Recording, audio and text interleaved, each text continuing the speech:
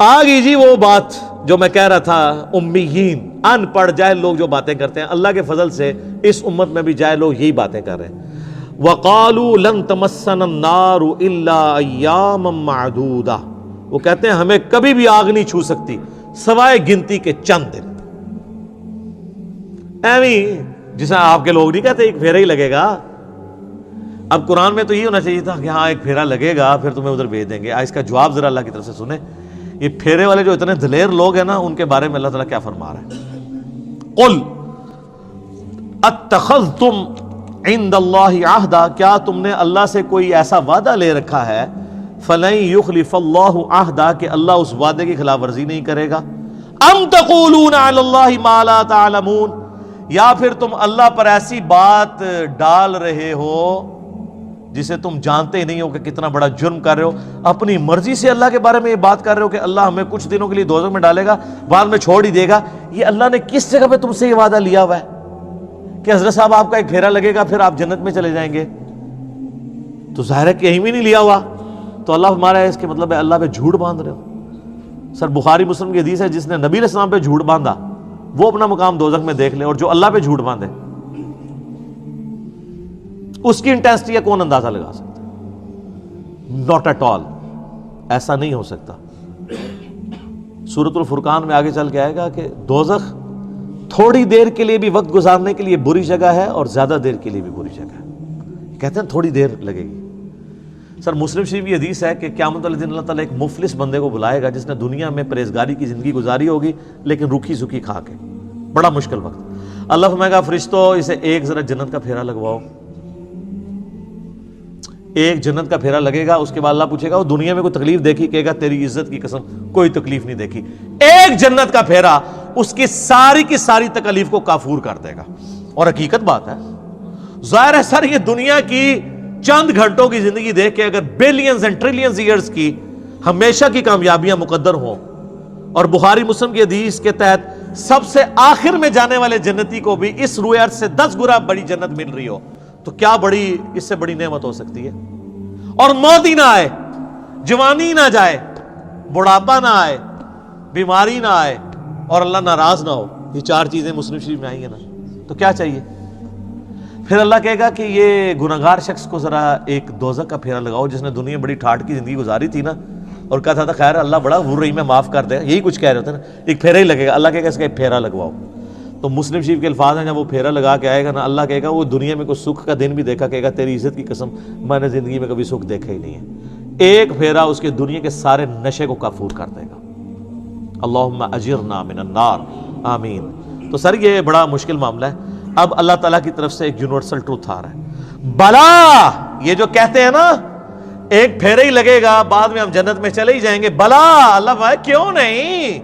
من کسب سیئۃ، جس نے ایک گناہ بھی کیا، وَأَحَاطَتْ بِهِ خَطِیئَتُهُ، اور وہ گناہ اس لیول کا ہوا کہ پورے کا پورا اس گناہ میں وہ گھیر گیا، اوڑھنا بچھونا اس نے وہ برائی بنائی رکھی، فَأُولَئِكَ أَصْحَابُ النَّارِ، تو وہ جائے گا دوزخ میں، ہم فیہا خالدون، اور رہے گا ہمیشہ ہمیشہ۔ یہ سر کتابوں کا خدا ہے۔ کتابوں کا خدا بڑا ڈاڈا ہے بھائی۔ بابوں کا خدا تو ایک بوڑھی نانی اماں اس نے بنائی ہوئی ہے انہوں نے۔ اللہ یہ ہے۔ اب اللہ تعالیٰ نے جواب ترکی بترکی جواب دیے، کیوں نہیں؟ ایک پھیرا لگے گا، اوہ جس نے ایک گناہ بھی کمایا اور اس گناہ نے اس کا احاطہ کر لیا۔ تو میرا خیال ہے اس ایک گناہ کا اگر ہم ذکر کریں، اور وہ سب سے بڑا گناہ آلموسٹ 90% زیادہ مسلمانوں میں موجود ہے، نماز چھوڑنا۔ صحیح مسلم میں حدیث ہے 246 انٹرنیشنل نمبر کے مطابق، بندے کے کفر اور ایمان کے درمیان فرق نماز۔ سورہ روم کے اندر ہے وَأَقِيمُوا الصَّلَاةَ وَلَا تَكُونُوا مِنَ الْمُشْرِكِينَ، نماز قائم رکھو، دیکھنا مشرکوں میں سے نہ ہو جانا۔ اس سے بڑا کوئی گناہ روئے عرض کا نہیں ہے شرک کے بعد نماز کو چھوڑنا۔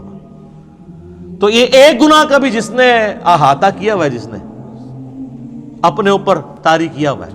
ابو داؤد ترمذی میں حدیث ہے جس نے ایک نماز بھی جان بوجھ کے چھوڑ دی گویا اس نے کفر کیا۔ ترمذی میں ایک تابعی کا قول ہے کہ میں نے صحابہ کو پایا ہے اس حال میں کہ وہ نماز چھوڑنے کے علاوہ کسی چیز کو کفر خیال نہیں کرتے تھے، بے نمازی کو وہ کافر ہی سمجھتے تھے۔ ہاں پاکستان کے ساتھی کارڈ مسلمان آپ لکھ لیں، امیر المومنین لکھ لیں بے شک ساتھ، جو مرضی لکھتے رہیں اس کو، اللہ کا قانون علیحدہ ہے، وہ ڈیفرنٹ ہے۔ اللہم اجرنا من النار۔ اب ساتھ ہی سائملٹینیس کنٹراسٹ آیا، والذین آمنوا، جو لوگ ایمان لے کر آئے، وعملوا الصالحات، اور انہوں نے نیک اعمال کیے، اولئک اصحاب الجنہ، وہ ہیں جنت والے۔ اللہم اجعلنا منہم، اللہ تعالیٰ ہمیں ان میں داخل فرمائے، آمین۔ میرے بھائیو، یہ کتابوں کا خدا ہے، دودھ پیتے مجنو نہیں، جو انہوں نے ایمان لے کر آئے، نیک اعمال اختیار کیے، وہ ہیں جنت میں جانے والے، ہم فیہا خالدون، وہ رہیں گے اس میں ہمیشہ ہمیش۔ تو یہ میرا ایک یوٹیوب پہ کلپ ضرور دیکھیں آپ لوگ، اللہ کی رحمت سے دھوکہ۔ یہاں پہ بھی لوگ پبلک کو گھیرنے کے لیے ہمارے آج کل ایسے وائزین آئے ہوئے ہیں جو کہتے ہیں جی وہ یہ جی بڑی سخت باتیں کرتے ہیں، بعض اللہ تعالیٰ سے لوگوں کو دور کر رہے ہیں اور سخت سخت باتیں کرتے ہیں، خوشخبریاں سنانی چاہیے۔ وہ بخاری مسلم کی حدیث ہے، خوشخبریاں سناؤ متنفر نہ کرو۔ وہ خوشخبری کیا، بخاری مسلم جو حدیث ہے وہ صحابہ کرام کو حضور نے یہ کہا تھا کہ خوشخبری یہ سناؤ کہ نماز پڑھنے کی کوئی ضرورت نہیں ہے، جو بھی ہے تیرے محبوب کی امت سے؟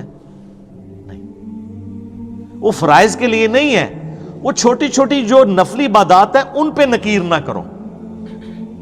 وہ جی بخاری مسلم میں حدیث ہے، ایک صحابی نے لمبی نماز پڑھا دی، حضور نے اس کو ڈانٹا، کہا تو لوگوں کو متنفر کر رہا ہے۔ وہ سر اس نے سورہ بقرہ آل عمران پڑھ دی تھی، آپ پوری زندگی یہ کام نہیں کر سکتے، 6.5 پارے پڑھ دیے تھے۔ نبی علیہ السلام کی جو عام ایوریج نماز ہے نا سر، وہ آدھے گھنٹے کی ہوتی تھی،